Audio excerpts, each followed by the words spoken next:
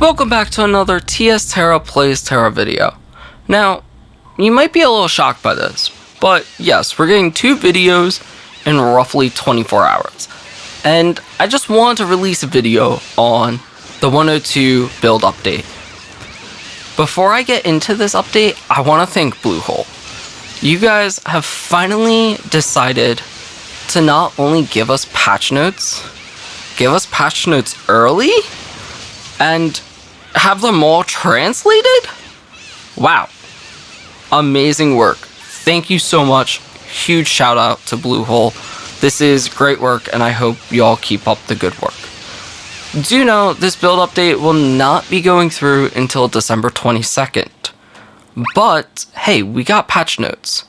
And if anything changes, I will release another video on Saturday if there's a dungeon rotation that's not included in this, or I'll just have a fun video for you all to watch. But let's get into these patch notes. So, to start off, there is a few class balances. Ninjas, I hate to say, you probably didn't get what you wanted.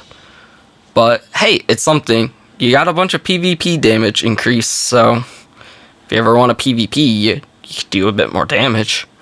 To go over things specifically, Burning Heart and Blade Storm get a 12.5% increase, Quick Attack gets 11%, and Boomerang Shuriken gets 10%. Again, this is only PvP damage, so, you know, something. Archers, you'll love this. Your Arrow Volley is getting a 30% increase. Your Radiant Arrow, Rapid Fire, and Thunderbolt are all getting a 20% increased damage. And your Gust Arrow is getting a 10% increased damage. Archers, you got a nice buff. Reapers, you guys did get a tiny nerf. Your Grim Strike cooldown was increased from 4 to 5 seconds. And your Glyph was basically murdered. Sorry for the bad pun, but yeah, like 25% all the way down to 5% for decreased cooldown. Also, the duration of Shadow Reaping was affected from 15 seconds down to 8 seconds. So Reapers, you guys didn't get too bad of a nerf, but you got a nerf. If you want to read the devs' comments, you can go over it in the patch notes. I will link them to see what they have exactly what to say. Battlegrounds did get a small change. Champion Skyrim will have no more DPS requirements, so basically any combination of classes is allowed, and there will be a battleground event up for a short period of time for only a level 65 Kuma's Royale. So let's go over some quality of life changes. Basically, the devs are trying to get rid of Frostmail gear completely, and I kind of agree with it. We're at that point that everyone should be starting at Stormcry.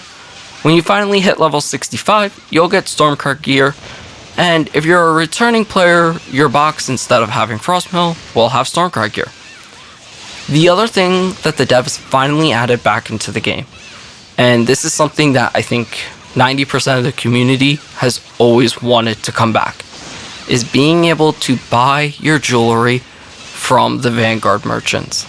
Yes, you can finally buy jewelry again. And not only is it base jewelry, it's actually entropy. So you could buy a decent stat jewelry, and anyone who's been struggling that wants to run power or crit accessories, you can finally get those back. Bug fixes that have been corrected with this update will be that the attack modifier of the Perfect Powerful Bracelet is getting increased by 100, I would assume for every level. Frags on belts can finally be upgraded to Kaya's, and the battle pass will be in correct language. Bluehole, y'all have been doing fantastic work lately. I really appreciate it. I know the community appreciates it, and if you do see this video, hopefully one day we can have an interview to what's to come to Tera Console.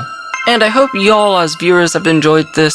If you have, please go ahead, like the video, ask questions in the comment section, subscribe if you're not, and have an amazing day in Aboria, gamers.